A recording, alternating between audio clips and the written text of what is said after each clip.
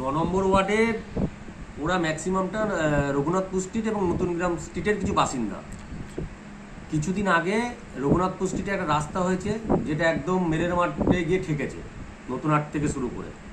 সেই রাস্তাটা করতে গিয়ে মন্দিরের সামনে একটুখানি নিচু জায়গা হয়ে গেছে, যে জলটা 10 নম্বর ওয়ার্ডে যেত। 10 নম্বর ওয়ার্ডে যেহেতু আমাদের এখনকার বর্তমান কাউন্সিলর বলরাম ঘোষ ওই জায়গাটা আটকে দিয়েছে, ওখান দিয়ে জল যাওয়া যাবে না, সেই কারণে সেই জলটা জমছে, কারণ ওখানে কোনো ড্রেন নেই। পৌর কর্মচারীর বিরুদ্ধে কাটমানি ও থ্রেড কালচারের অভিযোগ। শান্তিপুর পৌরসভায় ধুন্ধুমার।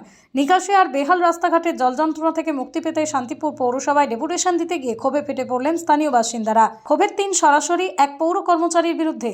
অভিযোগ, তৃণমূলের ছত্রছায়া থেকে এই কর্মচারী বকলমে কাউন্সিলরের ভূমিকা পালন করতেন, কাটমানি সিন্ডিকেট রদ চালাতেন। মঙ্গলবার এই ঘটনাকে কেন্দ্র করে ব্যাপক উত্তেজনা ছড়ায় শান্তিপুর পৌরসভার 9 নম্বর ওয়ার্ডে। পৌরসভা স্থানীয় সূত্রে জানা গিয়েছে, প্রায় 2 সপ্তাহ আগে 9 নম্বর ওয়ার্ডের নতুন গ্রাম স্ট্রিট, রঘুনাথপুর স্ট্রিট সহ একাধিক এলাকার বাসিন্দারা সস্তায় জল জমে থাকার সমস্যা নিয়ে শান্তিপুর পৌরসভার চেয়ারম্যানের সঙ্গে দেখা করেছিলেন। এই জল যন্ত্রণা সহ্য করতে না পেরে মঙ্গলবার পুনরায় ক্ষুব্ধ বাসিন্দারা শান্তিপুর পৌরসভার চেয়ারম্যান ও ভাইস চেয়ারম্যানের কাছে অভিযোগ জানাতে চান। কিন্তু এদিন পুরসভায় গিয়ে বিক্ষোভকারীরা স্মারকলিপি জমা দেওয়ার পাশাপাশি সরাসরি ক্ষোভ উগরে দেন পৌরসভার এক কর্মচারী শক্তি বিশ্বাসের বিরুদ্ধে। যদিও তার বিরুদ্ধে ওঠা সমস্ত অভিযোগ এক লপ্তে উড়িয়ে দিয়েছেন অভিযুক্ত পৌর কর্মচারী শক্তি বিশ্বাস। পৌর কর্মচারী এই রাজনৈতিক চক্রান্তের পাল্টা দাবিতে এলাকায় রাজনৈতিক উত্তেজনা আরও বেড়েছে। কে কি জানাচ্ছেন শোনাবো বিস্তারিত আপনাদের। চোখ রাখুন বিস্তারিত প্রতিবেদনে। অ্যাকচুয়ালি আমরা পৌরসভায় গেছিলাম 15 দিন আগে, বিগত 15 দিন আগে, 16 দিন আজকে। আমরা যখন চেয়ারম্যানের কাছে যাই যে রাস্তায় জল জমছে, জলে মানুষ যেতে পারছে না, তা উনি আমাদের অনেক কিছু বলেছিলেন যে হ্যাঁ ওটা দেখতে হবে, করব।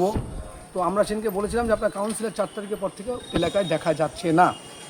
তো উনি আমাদের বললেন কাউন্সিলরের কথা বলে লাভ নেই, আমার কাছে এসছেন, আমার কাছে বলেন এবং দরখাস্ত একটা জমা দেন, আপনি দরখাস্ত জমা দিলে আমি ইঞ্জিনিয়ার পাঠাবো এবং আমি সরজমিনে দেখব।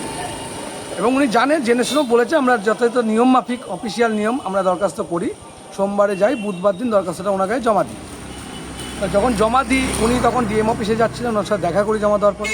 উনি বললো দেখুন আমি ডিএম অফিসে যাচ্ছি, কাজ আমরা দেখব, আমি কালকে এসে পাঠাবো। সেই বুধবার থেকে বৃহস্পতিবার পাঠানোর কথা, বৃহস্পতিবার থেকে এক বৃহস্পতিবার গিয়ে আজকে মঙ্গলবার, 3 দিন ছুটির পর আমরা যথাযথ অফিসে যাই। 3 দিন ছুটির পরে চেয়ারম্যান, ভাইস চেয়ারম্যান কাউকে আমরা অফিসে পাই না। যত 3 দিন একটা ছুটি যাওয়ার পরে যদি চেয়ারম্যান, ভাইস চেয়ারম্যান না থাকে, তাহলে আমরা যত জল যন্ত্রণায় ভুগছি, তাহলে আমাদের ক্ষোভটা নিশ্চয়ই, আমি আশা করি যে এটা আমাদের প্রাপ্য, কারণ আমরা জল যন্ত্রণায় ভুগছি। এবার যথাযথ আরেকটা ব্যাপার, সেটা হচ্ছে হেলথ ডিপার্টমেন্টে আমরা যাওয়ার কারণ হচ্ছে হেলথ ডিপার্টমেন্টের যে আধিকারিক রয়েছেন উনি 9 নম্বর ওয়ার্ডেরই বাসিন্দা, এবং উনি বছর 2-3 ধরে ডেঙ্গু করে বাড়িতে নোটিশ দিয়েছে। কারো বাড়িতে যদি একটুও জল জমেছে তাকে নোটিশ ধরিয়েছে, তুমি এই জল বন্ধ করো, নইলে তোমার নামে এফআইআর করবো, কেস করবো, এ করবো, সে করবো, অনেক ভয় থ্রেট কালচার করেছে। তো আজকে আমাদের প্রশ্ন প্রথমেই ছিল তার কাছে যে আপনি যে আমাদের এই থ্রেট কালচার করেছিলেন, আজকে যে জলটা জমছে সেটা 10 দিনে কমছে না, শুকাচ্ছে না, তাহলে আজকে ওখানে আমার একটা মরা সাপ ভাসছে, তাহলে সেই জায়গাটায় যদি ডেঙ্গু হয় বা বিষাক্ত কিছু প্রক্রিয়া হয়, তাহলে তার কী হবে, গ্রহণ করবেন। আমরা ঢোকার মুখে উনি আমাদের একটা আবার থ্রেট দিয়ে বলল এটা কিন্তু অফিস, এখানে ভদ্রভাবে কথা বলতে হবে। তাহলে এইটা হচ্ছে প্রথম কথা। এবং উনি যেগুলো কথাগুলো উনি বললেন আমি সব শুনলাম। উনি বলছেন আমি একজন স্বাস্থ্য আধিকারিক, কাউন্সিলর খুব ভালো, অবশ্যই নিঃসন্দেহে ভালো। প্রসেনজিৎ দাসকে আমরা শনিবারে বারোয়ারিতলায় ডেকে ওকে ভালোভাবে বলেছি, আমরা কোনো রকম হট্টগোল করিনি। কাউন্সিলরকে আমরা আজকে ডেকেছিলাম, উনি নিজে কাউন্সিলর বলেছিল চেয়ারম্যানের সাথে দেখা করবে আমাদের নিয়ে, তাহলে আমরা গেছি প্রতিনিধিরা। তাহলে সেখানে কাউন্সিলরকে যখন ফোন করা হলো, কাউন্সিলর আমাদের সঙ্গে দেখা আর করলেন না। যথাযথ মানুষের ক্ষোভটা আরও বাড়লো। আচ্ছা, এইটা হচ্ছে ব্যাপার। এবার ওনাকে যে কেন বলা হচ্ছে সেটা হচ্ছে উনি অলিখিত কাউন্সিলর ওয়ার্ডের উনিই ছিলেন। কোন রাস্তাটা হবে উনি যদি বলেন যে আমি কাউন্সিলর জানে বা চেয়ারম্যান জানে, উনি কি করে বলছেন দামোদর মুখার্জি স্ট্রিট, গোপীনাথ ঠাকুর লেন, নতুন গ্রাম স্ট্রিট, রঘুনাথপুর স্ট্রিট, এই রাস্তাগুলো স্যাংশন হয়ে গেছে, করে ফেলেছি, করব, 3 দিন আগে আমাদের অ্যাপ্রুভাল হয়েছে, ভোটের জন্য বন্ধ আছে, এই কথাগুলো উনি বলছে। তাহলে আপনারা বুঝে নিক মানুষ যে উনি বকলমে উনি কাউন্সিলর। কাকে আবাস যোজনার ঘর দেবে, কত টাকা কাটমানি লাগবে সেটাও উনি জানেন।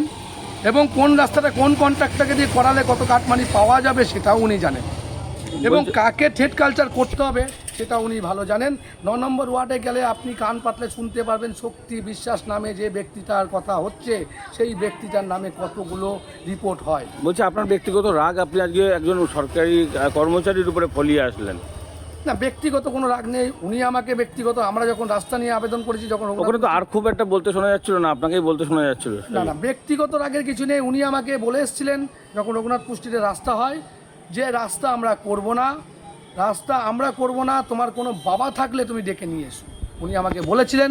এটা আমার সামান্য ব্যক্তিগত রাগ থাকতে পারে, কারণ যত আমি এলাকার নাগরিক, একজন মানে পৌর নাগরিক, সে একটা আধিকারিক হোক বা একটা নেতা হোক, উনি প্রথম কথা ওনাকে তার জন্য এই কথাগুলো বলা হয়েছে, উনি বাপ তুলে কথা বলেছিলেন। এই প্রশ্নগুলো তো কাউন্সিলর উত্তর দেওয়ার কথা, আর দ্বিতীয় কথা হচ্ছে যে চেয়ারম্যান ভাইস চেয়ারম্যান জানতে পারেন, কিন্তু সেখানে একজন স্বাস্থ্যের কাজ করা তার কাছে। ওই যে বললাম ওনাকে আমরা ডেঙ্গুর হিসেবে প্রথম প্রশ্ন করতে গেছি, উনি আমাদের সাথে তখনও বিহেভিয়ারটা উনিই খারাপ করছিলেন প্রথম। এখানে অফিস, এখানে ভালোভাবে বলতে হতো, অফিসেই আমরা গেছি ডেঙ্গু নিয়েই প্রশ্ন করতে, জল জমছে বলে। কাউন্সিলর তো বলবে জল কেন জমছে না। আপনাকে বলছে যে তৃণমূল কংগ্রেসের আপনি নাকি আইনটিউসির দায়িত্বে আমি ছিলেন, অর্থাৎ 2021-এর উপনির্বাচন, 2021 এবং বিজেপির কেউ ছিল না ওখানে। না, 2021-এর উপনির্বাচন থেকে আমি দলের সাথে যুক্ত নই। আমি না উপনির্বাচনে ভোট দিতে গেছি, না আমি কোনো বুথে বসেছি। আমার কাছে খবর আছে ও বলেছে আমি বুথে বসি, এ করি। আমি উপনির্বাচন থেকে দল থেকে আলাদা, আমি দলের সাথে। তার মানে আগে তো আপনি তৃণমূলই করতেন, আর ও তো এই পৌরসভার সভাপতি কাউন্সিলর ঘনিষ্ঠ, মানে তৃণমূলে থাকে। অবশ্যই আগে করতাম, কিন্তু এখনও যদি বলেন, আমি যদি মনে করি এখনও মমতা ব্যানার্জির আদর্শে আমার ভালো লাগে, কিন্তু এদের মতো চোরকে ভালো লাগে।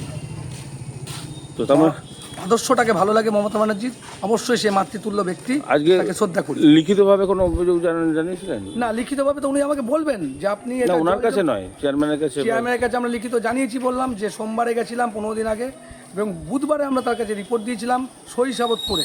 সে আমাকে বলেছিল তার পরের দিন ইঞ্জিনিয়ার পাঠাবেন, পাঠাননি। জল যেরকম তার সেরকমই জল রয়েছে এখানে। মানে আজকে কি যথেষ্ট হই হট্টগোল বা ওনাকে অপমানজনক কিছু এরকম কিছু হয়েছে? অপমানজনক বলতে কি, কথার মাধ্যমে যা হয়েছে। হই হট্টগোল বলতে কোনো মানে মারামারি বা কোনো চেয়ার টেবিলে থাপা দেওয়া ওরকম কিচ্ছু হয়নি। যা হয়েছে মুখে হয়েছে, কথা কোনো। সেখানে বেশিরভাগ ক্ষেত্রে আপনাকেই বলতে শোনা যাচ্ছিল, অন্য কাউকে সেইভাবে বলা শোনা যায়নি, কি কারণে? না না, সবাই বলেছে, পেছন থেকে সবাই বলেছে। আমার ওই যে বললাম যে নেতৃত্ব একজন দিতে হয়, আমি দিয়েছি। ওনার বক্তব্যের জন্য আমার আরও বেশি, কারণ যত আমরা বারবার, আজকে নতুন নয়, নতুনগ্রাম স্ট্রিট শুধু নয়, রঘুনাথপুর স্ট্রিটে যখন রাস্তা খারাপ ছিল আপনাদের কাছেই আমরা বলেছিলাম যে রঘুনাথপুর স্ট্রিটের রাস্তাও আমরা কিন্তু আন্দোলন করে নিয়ে এসেছিলাম। আপনি সেটা জানেন, 2 বছর হয়ে গেছে আমরা রাস্তা আন্দোলন করেছিলাম, তারপরে রাস্তা হয়েছে। রঘুনাথপুরের রাস্তা বন্ধ, রাস্তা মানুষ চলার উপযোগী নয়, কিন্তু ওনারা পাড়ার সমাধানে লাইট লাগাচ্ছে 76,000 টাকা। এইটা আমরা অবজেকশন করেছিলাম।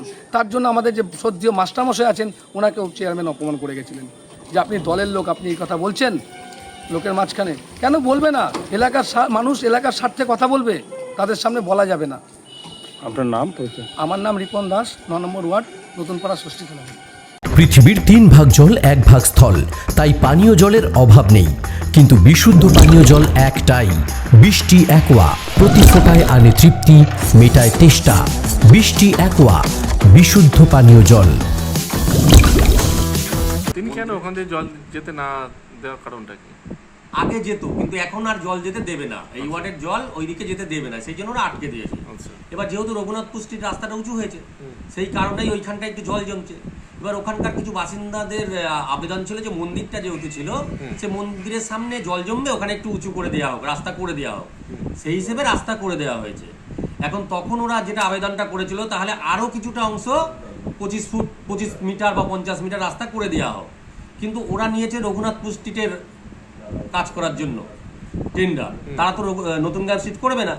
সেই হিসেবে তখন কথা হয়েছিল যে ওইখানে আমাদের ইঞ্জিনিয়ার ছিল শান্তনু চক্রবর্তী, চেয়ারম্যানের সঙ্গেও কথা হয়েছিল ওখানে 3টে শপ ফিট করে দেবে, যাতে এখনকার মতো এই জলটা ওখানে নিরাময় হয়ে যায়, জলটা না জমে। সেই কারণে ওইটা হওয়ার কথা, কিন্তু ওখানকার কিছু মানুষ বলেছিল আমরা করতে দেবো না, নানা রকম বলেছিল। তবু আমরা বলে এসেছিলাম না, ওইটা করতে হবে, তাছাড়া উপায় নেই এখন। এবার ওখানকার মানুষ বলছে ওই রাস্তাটা উঁচু করে দেওয়া হোক। এবার আমরা সরকারের কাছে আবেদন করেছিলাম ওই রাস্তাটা পথশ্রীতে দেয়া, যেটা নতুন গ্রাম স্ট্রিটে, যেখানে এখন জল জমছে। এবার আমাদের ওয়ার্ড থেকে 3টে পথশ্রীতে রাস্তা দিয়েছিলাম, কিন্তু আমাদের 3টে আসেনি, একটা এসেছে। আচ্ছা, সেই হিসেবে আমরা ওই পথশ্রীটা করেছি। এবার বাকিটা বলেওছি যে এই রাস্তাটা পরবর্তীতে আসলে উঁচু হয়ে গেলে আর সমস্যা হবে না, এখন বর্তমানে সব ঠিকঠাক করে দেওয়া হোক, সেই কথা হয়ে আছে। এখন বর্তমানে চেয়ারম্যানের সঙ্গে ওরা এসেছিল, ওখানে বৃষ্টি হয়েছে, জল জমেছে, চেয়ারম্যান বলেছে যা বলার, কথা হয়ে গেছে। তারপরেও কাউন্সিলরের সঙ্গে কথা হয়েছে, কাউন্সিলর বলেছে ঠিক আছে তোরা 3-4 জন আমার সঙ্গে চল, চেয়ারম্যানের সঙ্গে আমি থেকে কথা বলবো। আচ্ছা, ওরা রাজি হয়েছে, কিন্তু আচ্ছা, কিন্তু আজকে চেয়ারম্যান নেই। হ্যাঁ। কিন্তু আজকে কাউন্সিলর হয়তো খবর পেয়েছে ওরা 3-4 জন নয়, অনেক লোক এসেছে একটা ঝামেলা করার জন্যই চেয়ারম্যানের তারাই সঙ্গে। কোনো দল টল করে?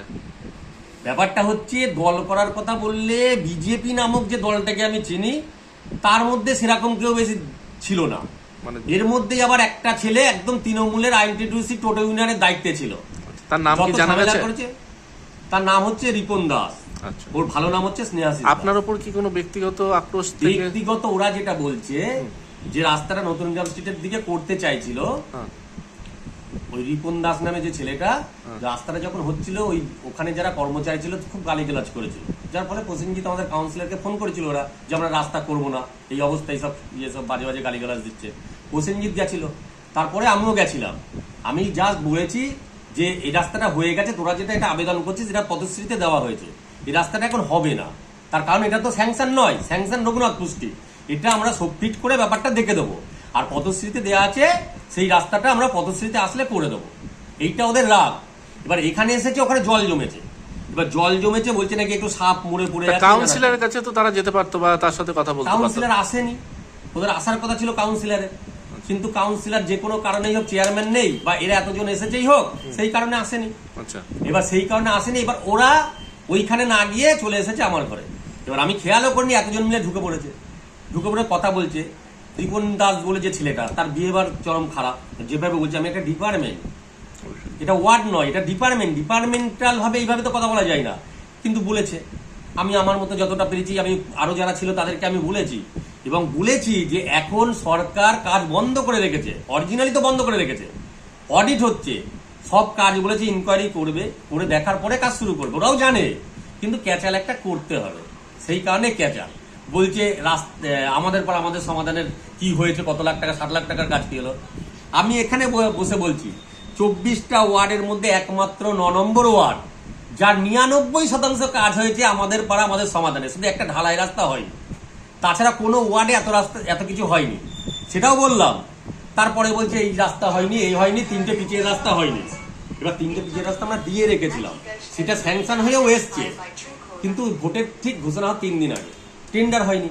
আমরা জানি সরকার চলে আসলে রাস্তা টেন্ডার করে দেওয়া হবে, এদেরকে বোঝানোই যাচ্ছে না যে ওই রাস্তাগুলো স্যাংশন হয়ে আছে, চেয়ারম্যানের সঙ্গে কথা বলো, তাহলে কবে কি করতে পারবে। তাহলে বলতে চাইছেন ওরা উদ্দেশ্য প্রণোদিতভাবে একদম অবশ্যই প্রত্যেকটা জায়গায় এই চলছে, প্রত্যেকটা জায়গায়। আমি দায়িত্ব নিয়ে বলছি, আপনি যদি একটু খবর নেন 9 নম্বর ওয়ার্ডের বুকে গিয়ে, আমাদের প্রসেনজিতের মতো কাউন্সিলর যে বাড়ি বাড়ি গিয়ে পরিষেবা দিয়েছে এবং মানুষের সঙ্গে যে স্বচ্ছতা, মানুষের সঙ্গে যে ব্যবহার, সেটা আপনি যোগাযোগ করে আপনি ওয়ার্ডে গিয়ে জানতে পারবেন কি জিনিস। এরা একদম উদ্দেশ্য প্রণোদিতভাবে কয়েকটা ছেলে এসে এই ঝামেলাটা করতে এসছে। আপনার নাম পরিচয়? আমার নাম শক্তি বিশ্বাস, আমি হেলথের আগে হেলথ অ্যাসিস্ট্যান্ট ছিলাম, এখন এলডি। নদিয়ার সবথেকে বড় English medium school JRS public school, প্রায় 35 বিঘা জমির ওপর গড়ে উঠেছে বিশাল ক্যাম্পাস। নার্সারি থেকে শুরু করে উচ্চ মাধ্যমিক, ITI college, law college, BEd college, ভর্তি চলছে। জেআরএস পাবলিক ব্যালকনি বা সিঁড়ির রেলিং, মডিউলার কিচেন বা ড্রয়িং রুম, এক কথায় আপনার স্বপ্নের বাড়িকে করে তুলুন আরো সুন্দর। Chakdaha ply centre, gorgeous look বা কোয়ালিটি সবে 3 নম্বর 1 চাকদা প্লাই সেন্টার।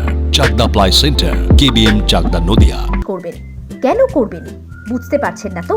সঠিক গাইডলাইন পেতে আজই আসুন নদিয়ার চাকদাতে নিবেদিতা প্রাইভেট লিমিটেডে। Nivedita private limited, marketing and distribution service. Chakda aluminium centre, ply, কাঁচ, laminates, kitchen fittings, door lock, window ও অ্যালুমিনিয়ামের খুচরো ও পাইকারি বিক্রেতা। চাকদা অ্যালুমিনিয়াম সেন্টার, পূর্বলালপুর 50 নম্বর রেলগেটের পাশে, চাকদা, নদিয়া। হোমওয়ার্কটা করেছো? হ্যাঁ স্যার। এ বাবা, ভুল করেছো কেন? চোখে কেমন ঝাপসা দেখছি, লিখতে আর পড়তে খুব সমস্যা হচ্ছে। চাকদার মডার্ন অপটিক্স থেকে ভালো চোখের ডাক্তার দেখিয়ে নাও। প্রতিদিন প্রকৃত চোখের ডাক্তার ও দৃষ্টি বিশেষজ্ঞ মডার্ন অপটিক্স চাকদহে। স্যামসাং, জিও, রিয়েলমি, নদিয়ার একমাত্র অথরাইজড ডিস্ট্রিবিউটর ঘোষ কমিউনিকেশন, থানার মোড়, চাকদা। ভাবছেন 3 স্টার ক্যাটাগরিতে কাটাবে? রুম রে মাত্র 1500 টাকা থেকে স্টার, খাওয়া দাওয়া রিজনেবল প্রাইস। নদিয়ার একমাত্র 3 স্টার ক্যাটাগরি হোটেল এনবি সোনার বাংলা হোটেল, কল্যাণী এইমসের ঠিক উল্টো দিকে, কল্যাণী নদিয়া। নদিয়া জেলার সবথেকে বড় বিল্ডার্স চাকদার মা মনসা বিল্ডার্স, রড ও সিমেন্টের পাইকারি ও খুচরো বিক্রেতা। মা মনসা বিল্ডার্স, পদ্মবিলা, চাকদা।